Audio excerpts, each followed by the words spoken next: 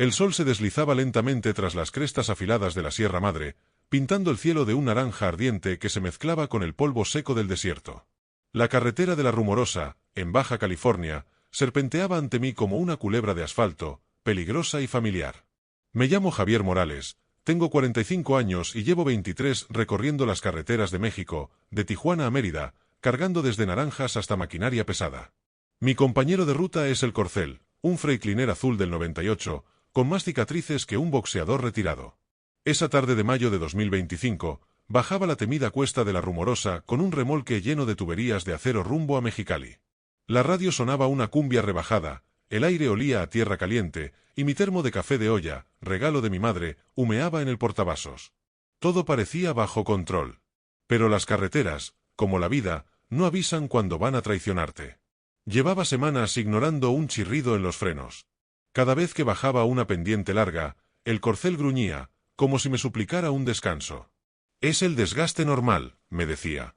«Lo revisaré después del próximo flete». Entre la renta, las colegiaturas de mi hermano menor y las medicinas de mi madre en Durango, el taller siempre quedaba en segundo plano. Esa negligencia, ese orgullo de trailero que cree que puede con todo, estuvo a punto de costarme la vida. Y no solo la mía. En un instante, mientras descendía la curva más pronunciada de la cuesta, pisé el freno. El pedal se hundió como si estuviera pisando arena. Nada. Lo intenté de nuevo, con más fuerza, con las dos piernas. Nada. El freno de motor estaba muerto, el retarder no respondía. El Corcel comenzó a acelerar, rugiendo como una bestia que se libera de sus cadenas. La aguja del velocímetro trepó sin piedad, 80, 90, 110 kilómetros por hora. Mis manos se aferraron al volante, el sudor me empapaba la frente, y mi corazón latía tan fuerte que apenas oía la cumbia. En mi mente, una sola palabra: rampa. A unos 500 metros, un letrero verde brillaba bajo el sol: rampa de emergencia para vehículos sin frenos. Era mi única salida. Conduje con los ojos fijos en la entrada de la rampa, una lengua de grava que prometía salvarme. Pero cuando estaba a punto de alinearme, vi algo que me partió el alma. No estaba solo. En la rampa, a unos 40 metros, había otro tráiler, un Volvo blanco con el remolque atascado en la grava. Junto a él, un hombre joven, de pie, con una mano en la cintura y la otra señalando hacia mi camión. Sus ojos, abiertos de par en par, reflejaban el mismo pánico que yo sentía. El tiempo se detuvo. Si seguía recto, lo aplastaría. Si giraba demasiado, el Corcel podía volcar, rodando por la ladera con 20 toneladas de acero. Si dudaba, no estaría aquí contando esto.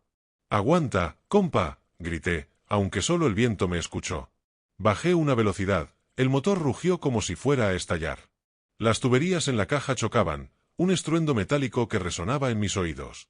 El tráiler temblaba, los espejos vibraban, el volante parecía querer arrancarse de mis manos. Con un movimiento desesperado, tiré hacia la derecha, rozando el borde de la rampa. Las llantas traseras patinaron, levantando una nube de polvo que cegó los parabrisas. Sentí el crujido del metal cuando el lateral del Corcel raspó contra un bloque de concreto. Por un instante, vi el rostro del otro trailero pasar a centímetros de mi ventanilla, cubierto de tierra, con una mirada que mezclaba terror y esperanza. No sé cómo, pero lo esquivé.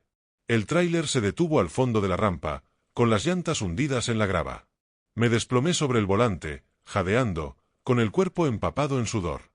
Mi camiseta pesaba como si hubiera caído un aguacero dentro de la cabina. Mis manos temblaban tanto que no podía soltar el volante. Entonces escuché pasos rápidos, torpes, y una voz ronca: «¿Estás vivo, hermano?» Levanté la vista. Era él, el otro trailero. Un hombre joven, de unos 28 años, con una camiseta gris manchada de tierra, una gorra ladeada y las manos raspadas. «Pensé que nos ibas a llevar puestos. ¿Cómo le hiciste, compa?» Nos miramos en silencio, dos desconocidos unidos por un roce con la muerte. Me bajé del camión, con las piernas flojas como si fueran de trapo. Caminamos juntos hasta la sombra de un cactus gigante, seco y torcido, que parecía un centinela del desierto. Él sacó una botella de agua de su mochila, yo saqué mi termo de café de olla. «Prueba esto», le dije, ofreciéndole un trago. Lo tomó, dio un sorbo y sonrió. «Sabe a gloria, compa. Como el que hacía mi abuela en Ensenada». Nos reímos, no sé si por alivio, por nervios o porque a veces reír es lo único que te salva de llorar. Se presentó como Luis, un chofer de Ensenada que llevaba pollos congelados a Mexicali. Su tráiler también había fallado minutos antes, quedándose atascado en la rampa cuando intentó frenar una bajada incontrolable. Mi camión me avisó, pero no le hice caso, admitió, mirando al suelo. Las balatas estaban gastadas, y yo pensando que aguantarían un viaje más. Su historia era un eco de la mía. La vida de trailero es así, siempre corriendo contra el tiempo, contra las deudas, contra las piezas que chillan y los plazos que no esperan. La Guardia Nacional llegó al poco rato. 2 patrullas con luces parpadeantes se detuvieron al borde de la rampa. Un oficial, un hombre moreno con gafas oscuras y bigote recortado, se acercó con paso firme. ¿Qué pasó aquí? Intenté explicar, pero mi voz temblaba como si aún estuviera en la bajada. Luis tomó la palabra. Se quedó sin frenos, jefe. Vino como toro, pero maniobró y me esquivó por puro milagro. El oficial nos observó, luego caminó por la rampa, estudiando las marcas de llantas, los conos de seguridad destrozados y una lona azul rasgada que colgaba de mi espejo. Sacó una libreta, anotó algo y, con un tono más humano, dijo, pudo ser una tragedia. Se salvaron de a gratis, de verdad. Sus palabras pesaron como si vinieran de alguien que había visto demasiados finales tristes en estas carreteras. Otros traileros comenzaron a llegar, deteniéndose en la orilla de la carretera, atraídos por el polvo y las sirenas. Algunos nos miraban con asombro, otros con ese respeto callado que se reserva para los que burlan a la muerte. Un señor mayor, con sombrero vaquero y una barba blanca que parecía de profeta, se acercó y me dio una palmada en la espalda. Te vi desde abajo, compadre. Pensé que te ibas de frente. Tienes más vidas que un gato. Sus palabras me quebraron. No por orgullo, sino porque en ese momento pensé en mi madre, en mi hermano menor, en la promesa que le hice de llevarlo a ver el mar en Mazatlán. Había estado tan ocupado corriendo fletes, pagando cuentas y esquivando talleres que olvidé lo frágil que es todo. Luis se sentó a mi lado bajo el cactus. ¿Tienes familia?, me preguntó, rompiendo el silencio. Mi ma en Durango, y un hermano, Toño, que quiere ser trailero como yo. Él sonrió, con una chispa en los ojos. Yo tengo una niña, Sofía, de 3 años. Cada vez que salgo, me abraza y dice, regresa pronto, papi. Por eso sigo, aunque a veces me pregunto por qué. Nos quedamos callados, viendo el sol hundirse en el horizonte, tiñendo el desierto de púrpura. La rampa, marcada por nuestras llantas, parecía un campo de batalla, pero también un altar donde la vida nos había dado otra oportunidad. Al día siguiente, un mecánico llegó a la rampa, enviado por la aseguradora. Era un chavo joven, con gorra al revés y uñas negras de tanto meterse en motores. Se agachó bajo el corcel, revisó las líneas de aire, las balatas, el tanque. Esto estaba para el arrastre, compa. Las balatas cristalizadas, las mangueras rajadas, el tanque de aire hueco como calabaza. Era cuestión de días. Sus palabras fueron como un puñetazo. Sabía que había ignorado las señales, los chirridos en las bajadas, el pedal que se sentía flojo, las vibraciones que atribuía al camino. Pero la vida de trailero no da tregua.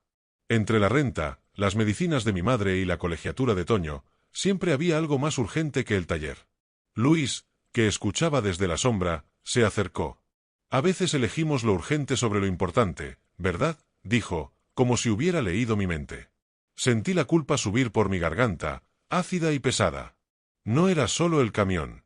Era yo, posponiendo lo que realmente importaba, las llamadas a mi madre, las tardes con mi hermano, las promesas que me hacía a mí mismo de vivir con más cuidado. Luis sacó un cuaderno pequeño, cubierto de polvo, de su mochila.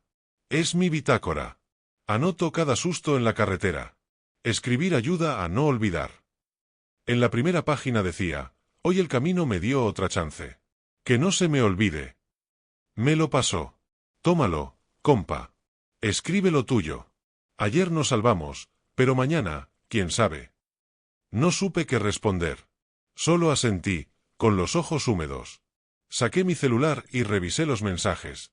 Había uno de voz de mi madre, Javier, ¿cuándo vienes?